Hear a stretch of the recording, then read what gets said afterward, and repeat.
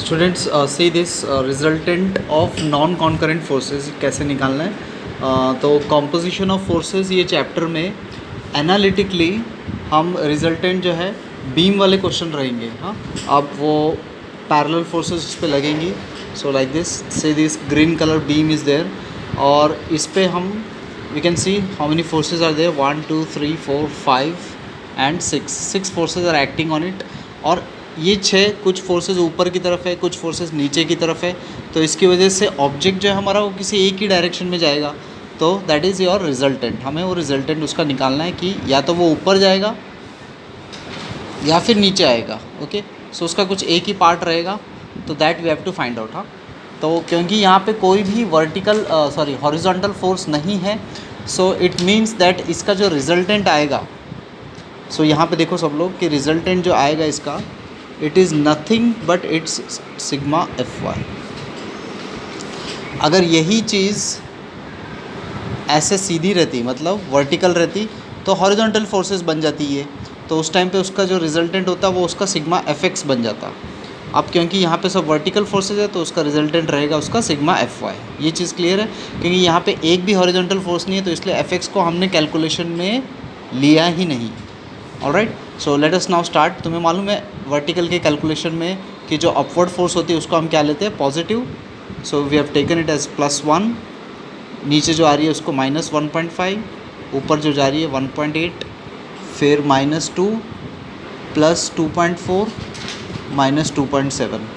Okay, सो ये calculation करके I think it should come around, let me see with the calculation, 1 kilonewton again it is coming up. हाँ, so resultant जो आएगा इसका वो 1 kilonewton आ गया। हाँ, तो अब देखो क्योंकि ये पॉजिटिव वैल्यू आई है, sorry it's not positive value, ये तुम्हारा आएगा माइनस में। हाँ, -1। सो क्योंकि ये negative value I, so it means that resultant is acting downwards. तो देखो ये इसका मैग्नीट्यूड भी हो गया और डायरेक्शन भी मिल गया, दो चीज़ें मिल गई। अब हमें सिर्फ निकालना है इसका पोजीशन।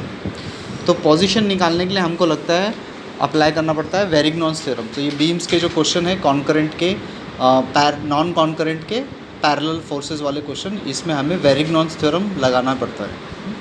नॉन कॉन्करेंट के नॉन पैरेलल में भी हमें वेरिग्नॉन्स थ्योरम ही लगाना पड़ेगा, बिकॉज रिजल्टेंट का जो पोजीशन है कि ए पॉइंट से वो कितना दूर है। मतलब अब हमें ये तो मालूम पड़ेगा कि ये देखो मेरा ब्लैक पेन की रिजल्टेंट नीचे की तरफ एक्टिंग है, बट वो कितना नीचे कितना दूर है ए पॉइंट से, वो फाइंड आउट करने के लिए सो एक्स पोजीशन हम बोलते हैं उसको। एक्स पोजीशन निकालने के लिए हमें वेरिग्नॉन लगाना पड़ेगा। सो वेरिग्नॉन निकालने के लिए सबसे पहले हमें मोमेंट मालूम होना ज़रूरी है। So sigma M A, total moment at point A. So let us now start. पहली फोर्स ए पॉइंट से ही पास हो रही है, तो उसका मोमेंट 0 हो गया। सेकेंड फोर्स जो 1.5 न्यूटन है, वो ए पॉइंट को कैसे घुमा रही है? ऐसे क्लॉकवाइज। हाँ, so we have taken it positive 1.5 into जो डिस्टेंस है। Okay, I forgot to write the distance, let me see. Question में जो दिया था हमको, पहला वाला है 1 metre, second 2 metre, 2 metre, 2 metre and 1 metre. Okay, so it is 1.5 into 1 metre. Now next is जो 1.8 न्यूटन की फोर्स है, 1.8 किलो न्यूटन जो है वो उसको एंटी क्लॉकवाइज घुमा रहा है। So it will be -1.8 into total distance हो गया 3, देन +2 इंटू डिस्टेंस हो गया 5। You can just see on मैं कैसे करते जा रहा हूँ। ये वाली फोर्स 2.4 इसको एंटी क्लॉकवाइज घुमाएगी, सो अगेन माइनस आ गया, प्लस के बाद फिर ये आ जाएगा 2.4 इंटू डिस्टेंस 7, और लास्ट की जो फोर्स है 2.7 है, वो हो जाएगी पॉजिटिव क्योंकि वो क्लॉकवाइज घुमा रही है। सो 2.7 इंटू डिस्टेंस हो जाएगा टोटल 8। सो इस तरीके से हमारा ये टोटल मोमेंट निकलेगा। सो लेट मी सी। तो ये कैलकुलेट होके टोटल मोमेंट जो है वो तुम्हारा आना चाहिए, इट शुड बी 10.9। ऑलराइट, सो कुछ 10.9 किलो न्यूटन मीटर आंसर आएगा, 10.9 किलो न्यूटन मीटर। अब इसको हमें क्या करना है कि क्लॉकवाइज, पॉजिटिव आया तो it will become clockwise. So the moment is clockwise. Alright, fine. अब नेक्स्ट काम जो करना है हमें वो इसका वेरिग्नॉन थ्योरम से इसका टोटल मोमेंट यहाँ पे लिख दो, Varignon theorem by using Varignon theorem. तो total moment equal to R into X, ये फॉर्मूला रहता है वेरिग्नॉन थ्योरम का, विच इम्प्लाइज टोटल मोमेंट हमने निकाला कितना आया 10.9 equal to 1 into x,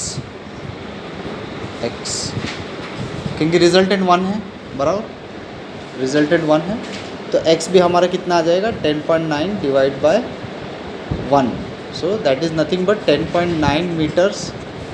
we can write like 10.9 metres away from A. तो जो रिजल्टेंट है x 10.9 मीटर आया, मतलब रिजल्टेंट यहाँ से लेके 10.9 मीटर्स दूर है, मतलब ऑब्जेक्ट के थोड़ा सा बाहर है, तो यहाँ पे हम शो कर सकते हैं कि resultant is acting here r equal to जो भी वैल्यू है, तो इतना दूर हम दिखा सकते हैं। ये इसका क्या निकाला हमने x।